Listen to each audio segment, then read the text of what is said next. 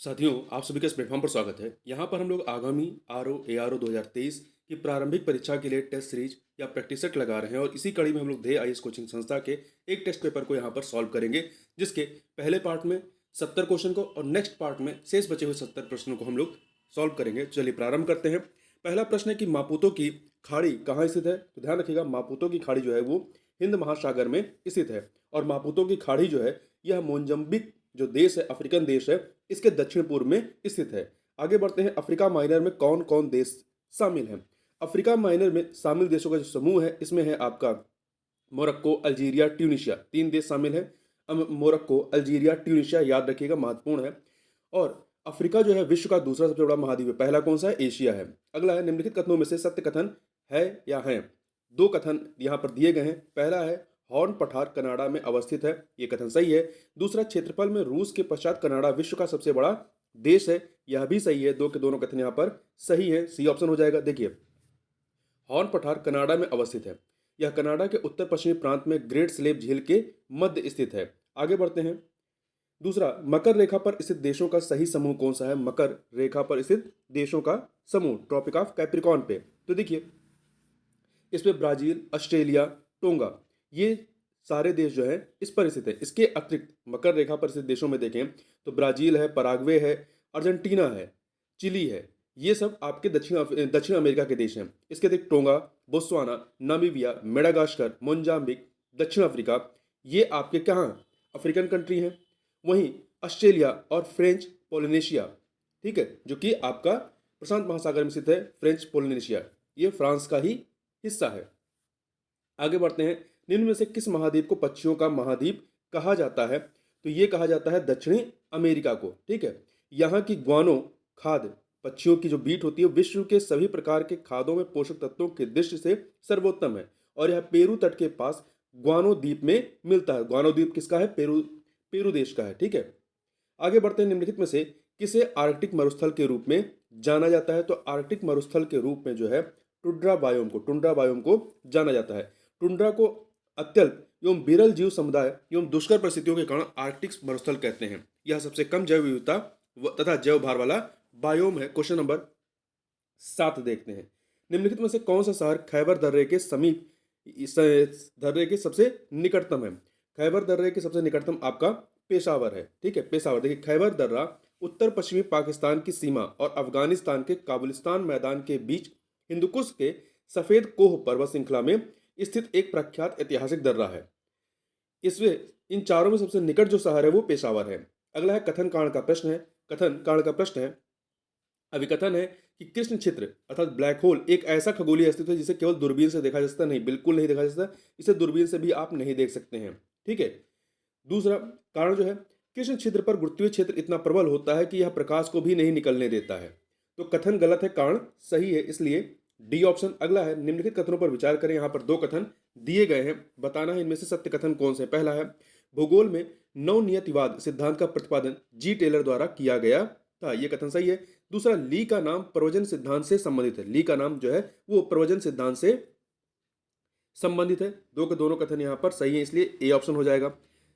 देखिए, ली का नाम प्रवचन सिद्धांत संबंधित है। ली ने प्रवास के निवास को स्थायी एवं अर्ध स्थायी परिवर्तन के रूप में माना है। आगे बढ़ते हैं। निम्नलिखित में से कौन सा सही एक युग में सही सुमेलित नहीं है बंदरगाह और देशों के मध्य में। पोर्ट डायमंड बंदरगाह जो है कनाडा में नहीं है। पोर्ट डायमंड बंदरगाह आपका दक्षिण अफ्रीका में स्थित है, ठीक है। तो पहला सही नहीं है।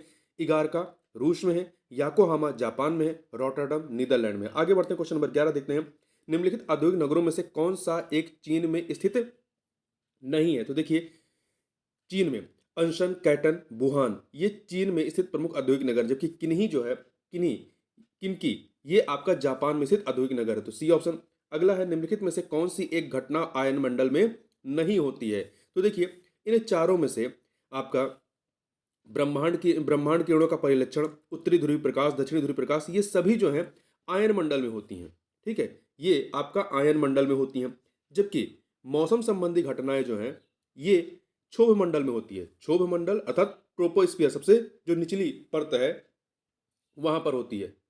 आगे बढ़ते हैं। निम्नलिखित मरुस्थलों में से कौन सा एक ऑस्ट्रेलिया में स्थित नहीं है। तो देखिए, इसमें सिम्पसन, ग्रैंडी, सैंडी, ये तीनों के तीनों जो है ऑस्ट्रेलिया में स्थित है। जबकि आपका मोजावे मरुस्थल जो है ये आपके यूएसए संयुक्त राज्य अमेरिका के दक्षिणी कैलिफोर्निया में स्थित है।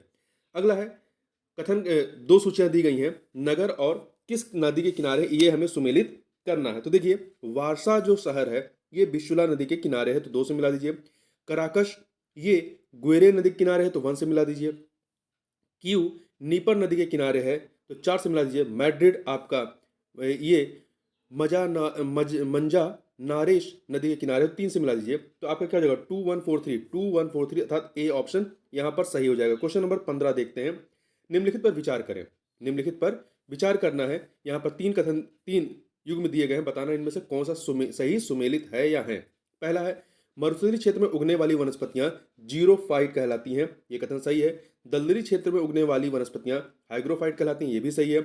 लवणी क्षेत्र में उगने वाली वनस्पतियां हेलोफाइट कहलाती हैं, ये याद रखिएगा, ठीक है, महत्वपूर्ण है। तो ए ऑप्शन हो जाएगा। मरुस्थलीय क्षेत्र में उगने वाली जीरोफाइट, दलदली क्षेत्र में उगने वाली हाइग्रोफाइट, लवणी क्षेत्र में उगने वाली हेलोफाइट। आगे बढ़ते हैं, क्वेश्चन नंबर 16 देखते हैं। क्वेश्चन नंबर 16 क्या है, बालकस झील कहाँ अवस्थित है। तो बालकस झील जो है आपका कहां पर है, कजाकिस्तान में स्थित है, ठीक है, कजाकिस्तान में है, ध्यान रखिएगा। रॉयल सीमा निम्नलिखित में से किस एक पठार का दक्षिणी विस्तार है। तो रॉयल सीमा जो है तेलंगाना पठार का ही एक दक्षिणी विस्तार है, ठीक है। तेलंगाना पठार वर्तमान में तेलंगाना एवं दक्षिणी आंध्र प्रदेश में फैला हुआ है। उत्तरी भाग तेलंगाना एवं दक्षिणी भाग जो है वो रॉयल सीमा के नाम से जाना जाता है, ध्यान रखिएगा। उत्तरी सीमा तेलंगाना और दक्षिणी भाग रॉयल सीमा के नाम से। अगला है 2 सूचियां हैं, नहर और नदी। किस नदी से नहर निकाली गई, ये हमें सुमेलित करना है। सरहिंद नहर जो है ये सतलज नदी से निकाली गई है, तो 1 से मिलाइए। एडन जो है दामोदर से निकाली गई है, 2 से मिलाइए। एनिकट कावेरी से 3 से। तिलपाड़ा मयूराक्षी नदी से निकाली गई 4, तो 1 2 3 4 ए ऑप्शन आपका यहाँ पर सही हो जाएगा। अगला है कथन कांड का प्रश्न है। तो देखिए अभिकथन दिया गया कि भाबर प्रदेश में नदियां विलीन हो जाती हैं, क्योंकि यहाँ बड़े बड़े पत्थर होते हैं तो वहां उसके नीचे विलीन हो जाती है, ये कथन सही है। इस प्रदेश में पारगम्यता अधिक होती है, तो कारण सही है। भाबर प्रदेश में नदियां विलीन हो जाती क्योंकि इस प्रदेश में पारगम्यता अधिक है, तो कथन कारण सही है और व्याख्या भी हो रही है, तो ए ऑप्शन हो जाएगा। आगे चलते हैं। देखिए भाबर प्रदेश जो है ये शिवालिक की तलहटी में सिंधु मतलब पश्चिम में सिंधु नदी और पूर्व में तीस्ता नदी तक फैला हुआ है। भाबर प्रदेश में कंकड़ पत्थरों की अधिकता पाई जाती है, इसलिए ये यहाँ पर क्या होती है, विलीन हो जाती हैं। आगे चलते हैं, क्वेश्चन नंबर 20 देखते हैं। सौर मंडल के निम्नलिखित ग्रहों में से किस एक को लघु सौर तंत्र भी कहा जाता है। तो देखिए बृहस्पति ग्रह को जो है, बृहस्पति ग्रह को लघु सौर तंत्र या मिनी सोलर सिस्टम भी कहा जाता है। यह सौर मंडल का सबसे बड़ा ग्रह है। यह सूर्य की परिक्रमा लगभग 12 पृथ्वी वर्ष में पूरी करता है। अगला है निम्न युग्मों में से कौन सा एक सही सुमेलित नहीं है हिमनद और नदी के संबंध में। तो आप यहां पर देखें, सियाचिन जो है ये नुब्रा नदी से निकलती है, जेमू तीस्ता नदी से निकलती है, बंदरपूछ यमुना नदी से निकलती, मतलब सॉरी, सियाचिन से नुब्रा नदी निकलती है जो हिमनद है, जेमू से तीस्ता नदी निकलती है, बंदरपूछ से यमुना नदी निकलती है, परंतु मिलाम से जो है चेनाब नदी नहीं निकलती है। मिलाम हिमनद से गोरी गंगा नदी निकलती है, जबकि चेनाब जो है ये 12 सिगरी हिमनद से निकलती है, 12 सिगरी। आगे बढ़ते हैं, क्वेश्चन नंबर 22। भारत में स्थित निम्नलिखित बंदरगाहों में से कौन सा एक पश्चिमी तट पर स्थित है। पश्चिमी तट पर तो देखिए आपका जो जंजीरा है, जंजीरा बंदरगाह जो कि महाराष्ट्र में है, ये भारत के पश्चिमी तट पर स्थित बंदरगाह है। जबकि एन्नोर जो है आपका कहाँ पे है, तमिलनाडु में, तो ये पूर्वी तट पर हो गया। तूतीकोरिन तमिलनाडु में पूर्वी तट पर हो गया। हल्दिया पश्चिम बंगाल पूर्वी तट पर। अगला है निम्नलिखित नदियों में से कौन सी एक सबसे दक्षिण में स्थित है। कौन सी एक सबसे दक्षिण में स्थित है। तो इसमें देखिए यदि इन नदियों का क्रम हम लोग नॉर्थ टू साउथ, उत्तर से दक्षिण लगाते हैं, तो सबसे उत्तर में आपका श्योक आ जाएगा, फिर इसके बाद आपका जास्कर आ जाएगा, फिर आपका स्पीति आएगा और सबसे दक्षिण में आपकी सतलज आ जाएगी। ठीक है, तो यहाँ पे डी ऑप्शन हो जाएगा। आगे बढ़ते हैं, श्योक जास्कर स्पीति सतलज, याद रखिएगा यह क्रम। किंगरी किंगरी विंगरी दर्रा अवस्थित है कहां पर। तो ये दर्रा जो है आपका किंगरी विंगरी दर्रा उत्तराखंड के चमोली को तिब्बत से जोड़ने वाला एक प्रमुख दर्रा है। तो उत्तराखंड में, उत्तराखंड के अन्य प्रमुख दर्रों में नीति, माना, लिपिलोक, शैलशाला, शैलसाल, धर्मा, बराहोती इत्यादि जो है आपके दर्रे हैं। आगे बढ़ते हैं, देश के 1/3 क्षेत्र में वन अथवा वृक्षारोपण होने की अनिवार्यता किस वन नीति के अनुसार है। तो ये जो है आपका राष्ट्रीय वन नीति 1988 के अनुसार है। राष्ट्रीय वन नीति 1988, 1/3 अर्थात 33%। आगे बढ़ते हैं। निम्नलिखित कथनों में से कौन सा या से सही है? 26 नंबर क्वेश्चन। तो यहाँ पर देखिए बताना है कौन सा या से मतलब दोनों में से कौन सा या दोनों सही है। तो देखिए पहला है जलोढ़ मृदा एक क्षेत्रीय मृदा है। जलोढ़ मृदा एक क्षेत्रीय मृदा नहीं, यह एक अक्षेत्रीय नॉन रीजनल सॉयल है। ठीक है, तो पहला गलत हो गया। दूसरा, काली मृदा एक अनुपजाऊ मृदा है जिसके जल धारण करने की क्षमता काफी कम होती, गलत लिखा है। काली मृदा काफी उपजाऊ मृदा होती है जिसकी जल धारण करने की क्षमता काफी अधिक होती है। ठीक है, तो दो के दोनों कथन यहाँ पे गलत है, इसलिए डी ऑप्शन हो जाएगा। आगे बढ़ते हैं, क्वेश्चन नंबर 27 देखते हैं। निम्नलिखित कथनों में से कौन सा एक सत्य है? तो यहाँ पर देखिए पहला, RLEGP कार्यक्रम 15 अगस्त 1983 को शुरू किया गया। ठीक है, तो ये कथन आपका सही है। पहले समझ लीजिए कि RLEGP का पूरा नाम क्या है। तो यह है rural landless employment guarantee programme. ठीक है, तो ये सही है। दूसरा, इसमें केंद्र सरकार की 100% हिस्सेदारी है, मतलब ये 100% सेंट्रल स्पॉन्सर्ड स्कीम है। तो यहाँ पर सही है, दो के दोनों कथन यहाँ पर सही है, सी ऑप्शन हो जाएगा। अगला है, आशा के बारे में निम्नलिखित कथनों पर विचार करें और असत्य कथन कौन से हैं ये बताना हमें है। ठीक है, तो यहाँ पर देखिए दो कथन दिए गए हैं। आशा एक प्रशिक्षित महिला स्वास्थ्य सहायिका है जो समुदाय तथा स्वास्थ्य सेवाओं के बीच एक सहायिका के रूप में कार्य करती है, ये कथन आपका सही है। आशा उसी गांव से कोई महिला होती है, ये भी सही, दो के दोनों कथन यहाँ पे सही है। तो असत्य कोई नहीं है, इसलिए डी ऑप्शन हो जाएगा। देखिए आशा का जो पूरा फुल फॉर्म है वो क्या है? Accredited social health activist. Accredited social health activist कभी पूछा जा सकता है, तो इसको याद रखिएगा। आगे चलते हैं, क्वेश्चन नंबर 29। निम्नलिखित कथनों पर विचार करें। यहां पर दो कथन दिए गए, बताना है असत्य कथन है या है, कौन से हैं। तो देखिए पहला, नई पेंशन स्कीम एनपीएस वित्त मंत्रालय के अधीन चल रही एक केंद्र सरकार समर्थित पेंशन स्कीम है, ये कथन आपका सही है। ठीक है, ये वर्ष 2004 से शुरू की गई थी जिसे 2009 में सभी क्षेत्रों के लिए खोल दिया गया। दूसरा, 18 से 65 वर्ष का कोई भी भारतीय नागरिक या निवासी अनिवासी अर्थात एनआरआई एनपीएस का सदस्य हो सकता है, ये कथन आपका सही है। दो के दोनों कथन सही है, तो यहाँ पर असत्य कोई नहीं, इसलिए डी ऑप्शन। अगला है, कथन कांड का प्रश्न है। कथन कांड का प्रश्न देखिए कथन की भूमि विकास बैंक ग्रामीण शाखा की दीर्घकालीन आवश्यकताओं की पूर्ति करते हैं, ये कथन आपका सही है। कारण दीर्घकालीन शाख का ढांचा सभी राज्यों में एक समान है, गलत है। ठीक है, तो ये गलत है, कथन सही है, कारण गलत है, इसलिए सी ऑप्शन हो जाएगा। ये सी ऑप्शन हो जाएगा। देखिए दीर्घकालीन शाखा का ढांचा सभी राज्यों में एक समान नहीं है। कुछ राज्यों में केंद्रीय तथा प्राथमिक भूमि विकास बैंक दोनों होते हैं, परंतु कुछ ऐसे भी राज्य हैं जहां प्राथमिक भूमि विकास बैंक नहीं है। उन राज्यों में इनके स्थान पर केंद्रीय भूमि विकास बैंक की शाखाएं हैं। आगे चलते हैं, क्वेश्चन नंबर 31 देखते हैं। किसान क्रेडिट कार्ड योजना किस समिति की सिफारिश पर शुरू की गई? महत्वपूर्ण है, तो ध्यान रखिएगा। यह योजना जो है आरवी गुप्ता समिति की सिफारिश पर शुरू की गई थी। यह अगस्त 1998 में किसान क्रेडिट कार्ड योजना 1998 में अगस्त 1998 में शुरू की गई। यह स्कीम संस्थानिक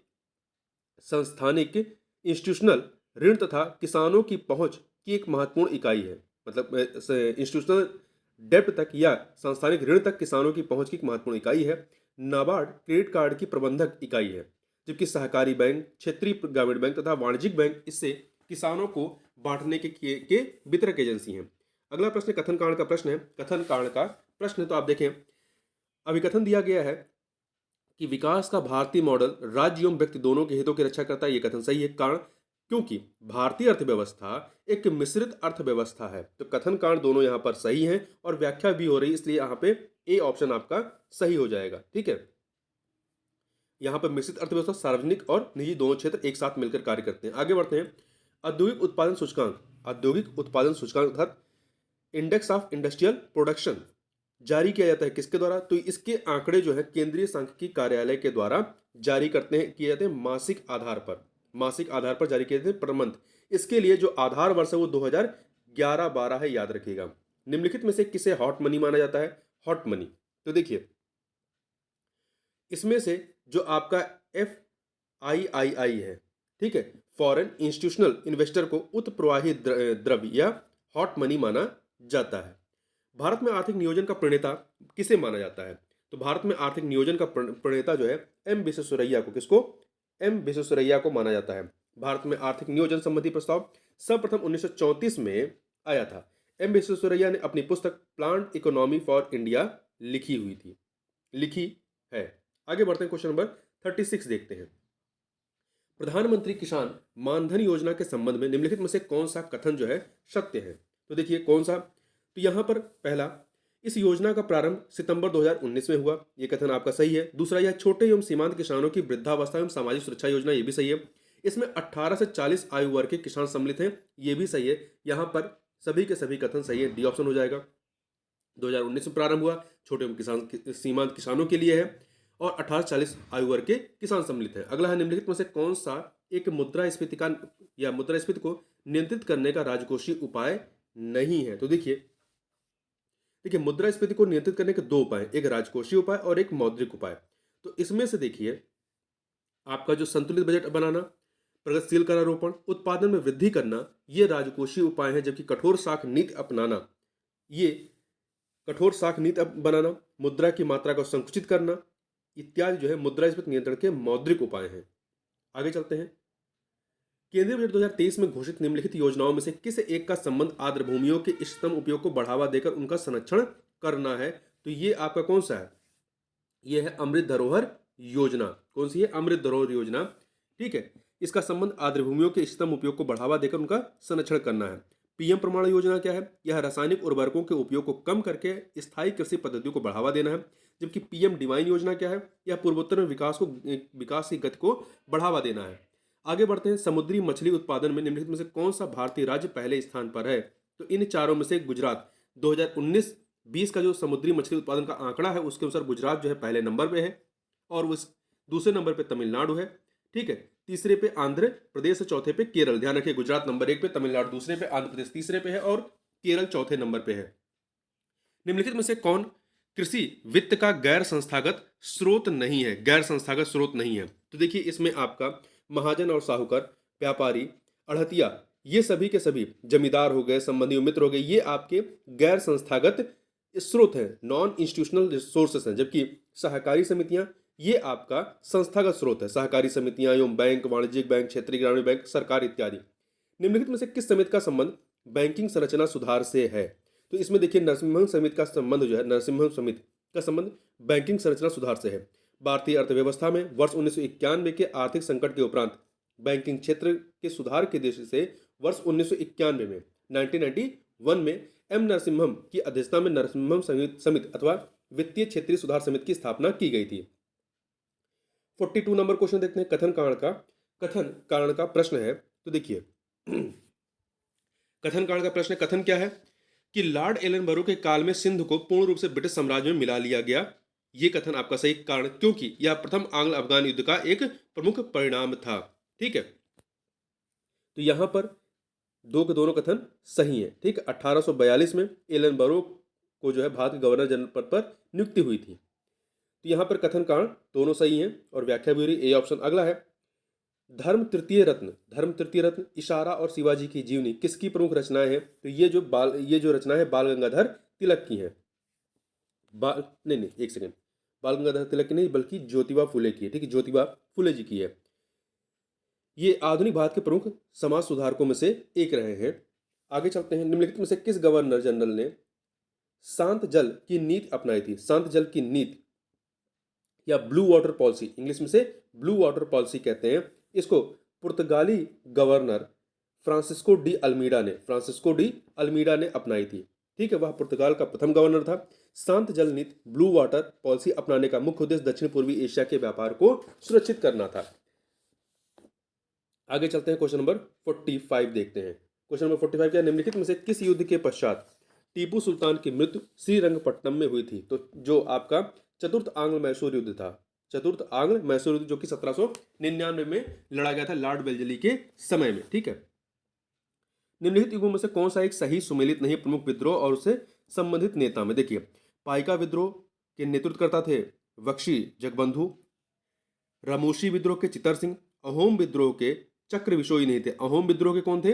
गोमधर कुंवर थे, तो सी वाला सही नहीं है। जबकि चक्र विशोई जो है खोंड विद्रोह के थे, खोंड विद्रोह के। खासी विद्रोह के तीरथ सिंह। आगे बढ़ते हैं, क्वेश्चन नंबर 47 देखते हैं। निम्नलिखित में से किस वर्ष डॉक्टर अंबेडकर द्वारा बंबई में बहिष्कृत हितकारिणी सभा की स्थापना की गई थी? तो ये की गई थी वर्ष 1924 में, वर्ष 1924 में की गई थी। ठीक है, एक सेकेंड, वर्ष 1924। वर्ष 1927 में डॉक्टर अंबेडकर द्वारा बहिष्कृत समाज नामक पत्रिका का प्रकाशन मराठी भाषा में शुरू किया गया था। तो इस बात को भी आप ध्यान रखिएगा। आगे चलते हैं, निम्नलिखित में से कौन सी एक घटना असहयोग आंदोलन के पश्चात घटित थी? असहयोग आंदोलन के पश्चात, तो देखिए असहयोग आंदोलन आपका 1920 का है। इसमें देखिए कांग्रेस का लखनऊ अधिवेशन 1916 का है। एनी बेसेंट द्वारा मद्रास में होम रूल लीग की स्थापना 1917 में है। कामागाटा मारू प्रकरण 1914 का है। और आपका स्वराज पार्टी की स्थापना जो है 1923 की। तो ये सी वाला ऑप्शन आपका सही हो जाएगा। आगे बढ़ते हैं, यदि कोई भारत को समझना चाहता है तो उसे विवेकानंद को पढ़ना चाहिए। उक्त कथन किसका है? तो ये कथन जो है आपका रविन्द्रनाथ टैगोर का है। किसका है? रविन्द्रनाथ टैगोर का है। तो ए ऑप्शन यहां पर सही हो जाएगा। ठीक है, आगे बढ़ते हैं। ब्रिटिश काल में ब्रिटिश काल में सरकार द्वारा इनाम कमीशन की स्थापना का उद्देश्य था। इनाम कमीशन की स्थापना का उद्देश्य भूमिकर रहित जागीरों का पता करके उन्हें छीनना। भूमिकर रहित जागीरों का पता करके उन्हें छीनना था इनाम कमीशन का उद्देश्य। ठीक है, इनाम कमीशन की स्थापना 1852 में की गई थी। इस बात को भी ध्यान रखिएगा। सुभाष चंद्र बोस कलकत्ता के मेयर किस वर्ष चुने गए थे? तो ये 1923 में चुने गए थे। इनके राजनीतिक गुरु जो थे वो चित्तरंजन दास जी थे। तो 1923 में कलकत्ता के मेयर चुने गए और 1938 और 1939 में कांग्रेस के अध्यक्ष चुने गए। आगे बढ़ते हैं, निम्नलिखित पर विचार करें। 4 स्थल हैं। ये अलाउद्दीन के विजयों का सही क्रम यहाँ पर हमें बताना है, कौन सा सही क्रम है। तो देखिए, सबसे पहले वो गुजरात विजय करता है। गुजरात विजय 1297 में। फिर आपका रणथंबोर विजय करता है 1301 में, तो 4 लिखिए।